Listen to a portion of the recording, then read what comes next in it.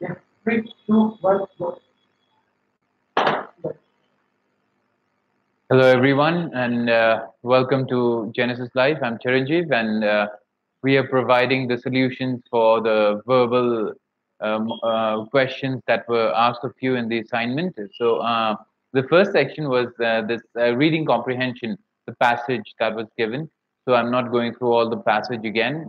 You might have gone through that, and we come straight to the questions for the reading comprehension. So, the first question.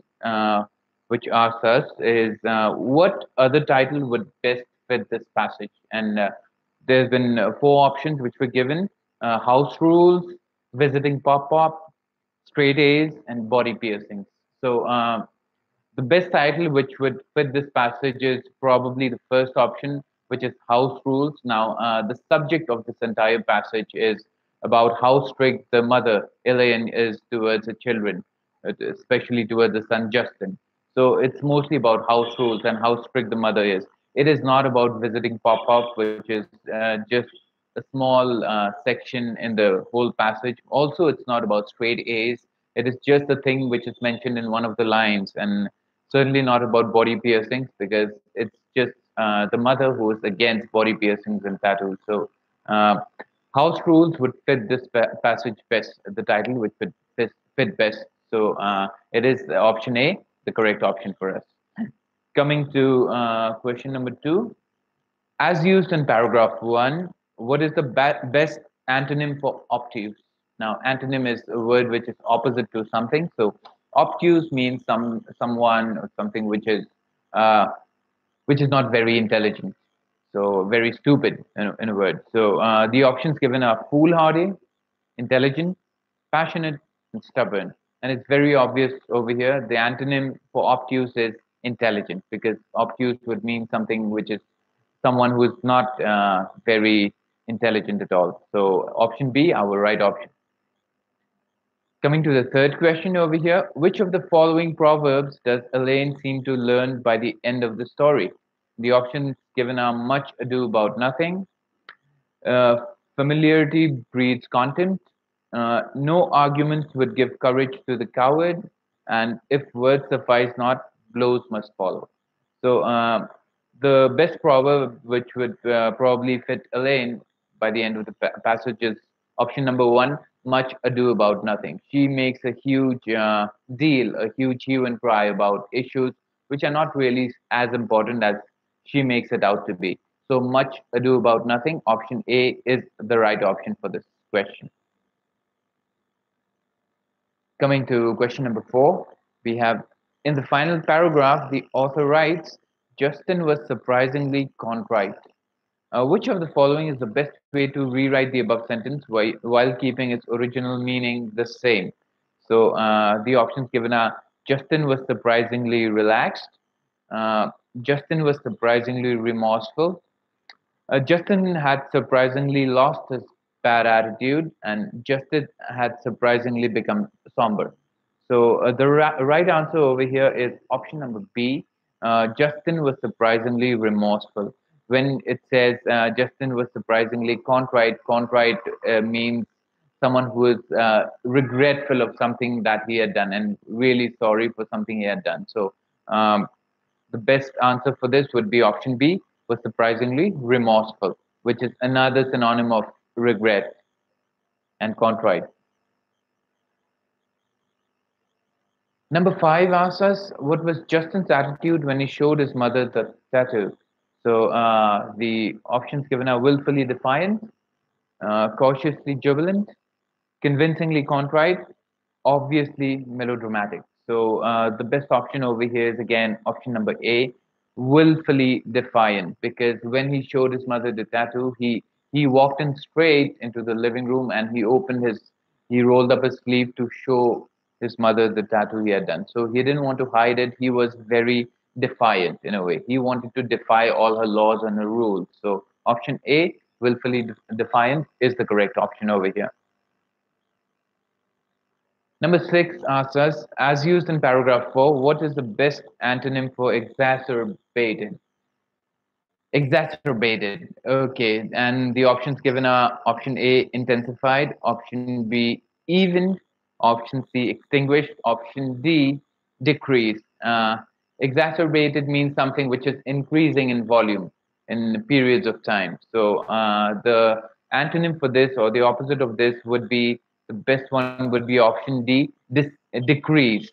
So opposite of exacerbated or increase is decrease, going down slowly by slowly. Option D, right answer for this. Question number 7 asks us, you are kicking a boy as good as him out of the house for a tattoo. That says blessed, no less. So the above statement from the story has a grammatical error. Which of the following correctly identifies this error? And the options given over here are A, good should be well, B, him should be he, C, blessed should be blessed again, and D, less should be less. So the correct option over here is option B, which says him should be he. So the sentence should be reading, you are kicking a boy as good as he, which is the correct option over here. So B is the answer. We come to the last question for the reading comprehension. It's number 8. It asks us, using the passage as a guide, which is the best interpretation of the idiom cut off your nose to spite your face as used in paragraph 8?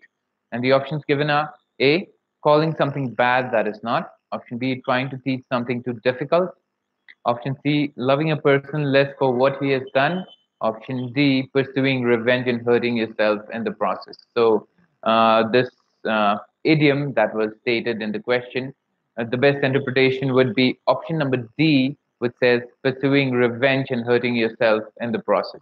That is what you mean by cut off your nose to spite your face. Uh, so you pursue revenge and you want to get back to something, and in the process, you end up hurting yourself. So the correct option is option D. Okay, so we come to our next exercise, which is on sentence correction over here. And the first one of this asks us, you should avoid to make such stupid mistakes.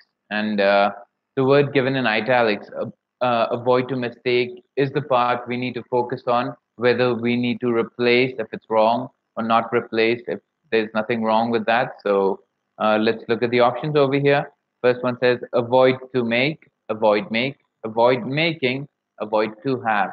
So the correct option is option C, which says you should avoid making such stupid mistakes. Number 2 asks us, due to rain, the cricket ground was covered by a carpet. So covered by is the part in italics we need to change or not, depends on that. And options given are covered along, covered into, covered with, and covered upon. And the correct option over here is covered with. Due to rain, the cricket ground was covered with a carpet. It's a small problem with the preposition that's been used. So you always cover something with a carpet or a rug. You cover with something. So option C over here for number 2 is the right option. So we come to number 3 over here, which asks us, people are waiting for the train at the platform for long. And the portion over here, are waiting, is the section which is given in italics, and that is the part we need to stress on. And the options given are were waiting, have been waiting, has waiting, and have been waiting. And the correct option is option B, which says have been waiting. So the sentence is going to sound like people have been waiting for the train at the platform for long. So we are using the continuous tense over here, the present continuous, perfect continuous tense over here, and the people have been waiting for the train at the platform for long. So our option B is the right answer for this. We come to number 4, which asks us, please try to remember when I, you, and my wife, when we use pronouns in the English language, I usually comes, not usually, always comes at the last.